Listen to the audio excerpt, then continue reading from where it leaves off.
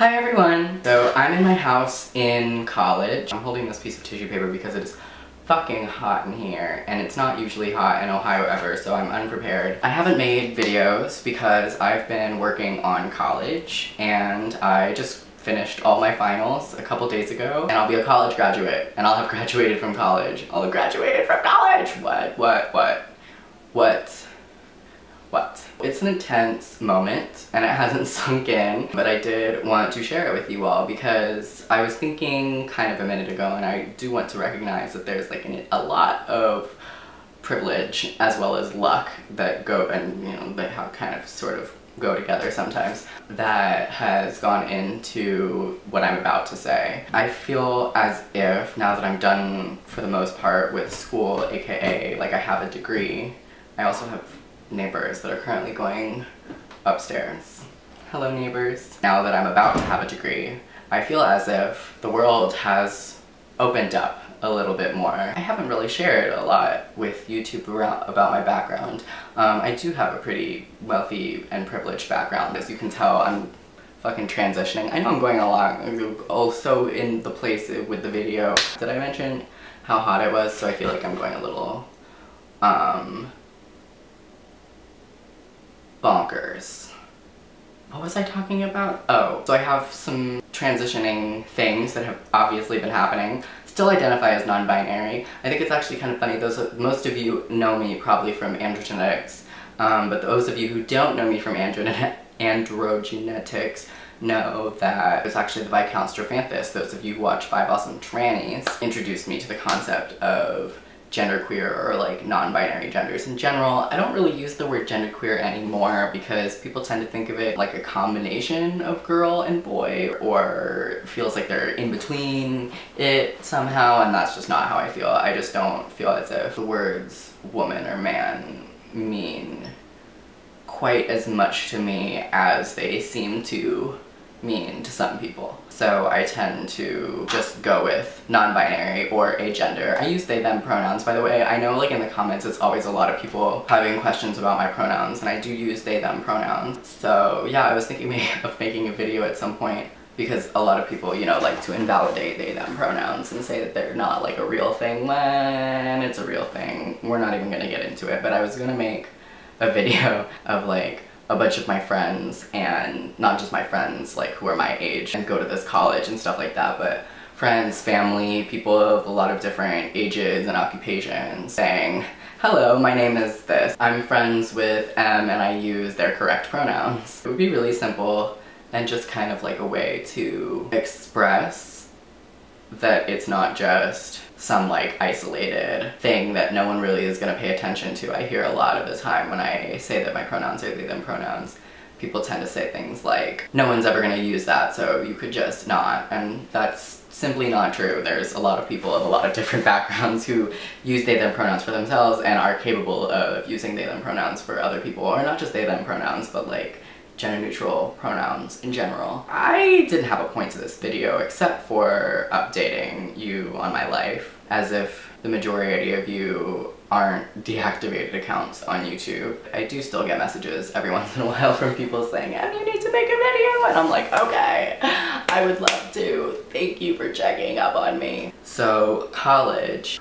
I went/go to Oberlin College, which is in Oberlin, Ohio, in the United States of America, and it's mostly bullshit. I've become a completely different person, not completely different person. There's a lot of things about me that are totally the same, but there's a lot of ways that I am and things that I like and perspectives that were opened up to me in college, 110%. But I would mostly attribute that to the collection of people, specifically students and certain faculty members and townspeople in the area, who were attracted to Oberlin by what it advertised in terms of being really open-minded and quote-unquote liberal, although we're not going to get into my issues with the word liberal and how it's misused. Basically, I'm waiting still for what was advertised to me in terms of being a queer-friendly college. And I know a lot of people are responding to that.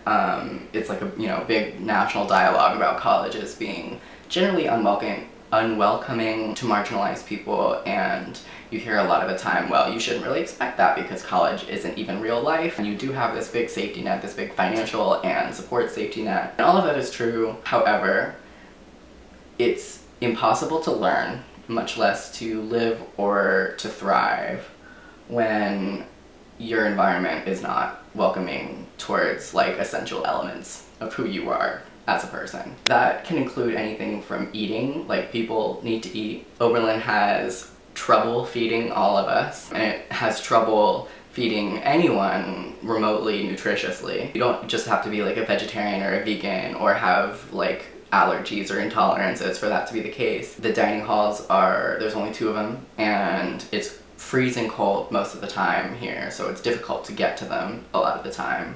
So that's number 1. Number 2, I've had literal animals crawl out of my food. Spiders, ticks, crawl out of salads, pizzas. Number 3, they treat the food staff workers incredibly shittily and pay them incredibly shittily. And number 4, I forgot what number I'm on. Another point that I'm going to make about the food here, there's a thing where, and I've definitely heard this being the case at other colleges, people will eat at home or at home where they live outside of college, and then when they start eating again in the dining services at the college, they end up with gastronomy.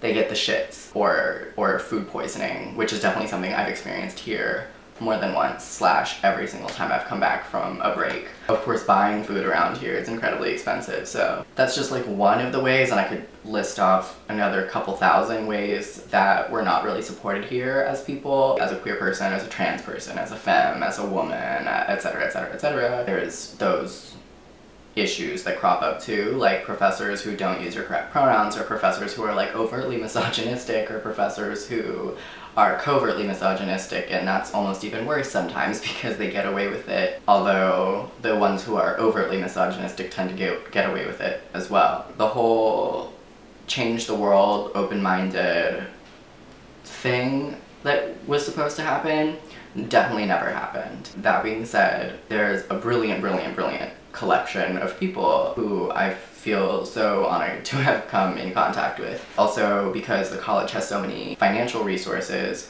when they do dole it out, you can do a lot with it, or you can do more with it than you might by yourself. I don't know if you guys remember the last video I had with Marlin Alarm. For example, I threw basically a party on campus called Drag Ball, which was a 30-year tradition in Oberlin to begin with. We started off with like $13,000, which is a lot. By the time I'm gone, our budget will be $24,000 that comes from the student finance committee, which is basically funded by our tuitions. So obviously we were able to do a lot with that money, and I was able to meet some really incredible people, including drag race people and music performers and blah. And I'm sure if you follow me on the social medias, you have seen all my fame whore moments trying to get somewhere in the world using this college, which is, I think, what college is supposed to do, but they make you work for it in ways that you don't necessarily need to work for it. They could definitely throw you a bone, so to speak, every once in a while, and they don't do that. Or maybe they do it for more privileged students. I definitely have been thrown bones because of the fact that I'm rich and that I'm white. It's so fucking hot in this room. I have a ton of stuff to say about college, and maybe I'll just put it all in another video, but I did want to just film some update crap and get it out there. The next thing I want to talk about is Los Angeles. Los Angeles is happening. I'm coming to you. I'm coming to you. Hi, people in Los Angeles. Do you have a job? You should let me know about your job so that I can take it, because I need one of those. I'm graduating with a theater major. I'm a bachelor in theater. It's not even a fine arts degree, it's just like a degree. But I'm trying to do like film, theater, TV, performance art, drag stuff. I have some concrete ideas in mind, but I don't want to spoil them. I hope to be jumping headfirst back into YouTube. You know, definitely tell your friends to watch me. Definitely send your friends links to my videos. I want to do series on things. Obviously on trans things, because that's the thing I'm the most preoccupied with. Anybody who knows anything about me knows that I can't fucking stop thinking about gender. So I'll do stuff about that just to get it out of my system. There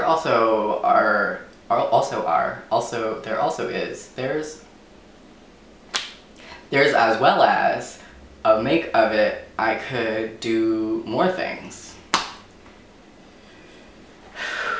Did I even have anything else to talk about? So what else should I talk about? This year's drag ball. No, I'll talk about that some other time. But I met Latrice Royale, so go to my Instagram and watch the videos. I'm losing every train of thought I've ever had.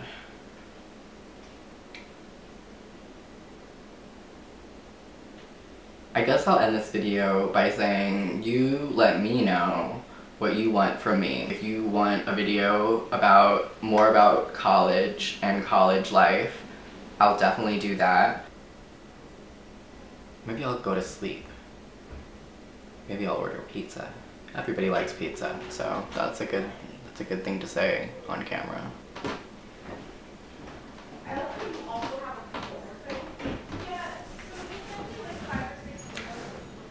Anyway, have a good rest of your life. I hope to see you again in the very near future. Bye.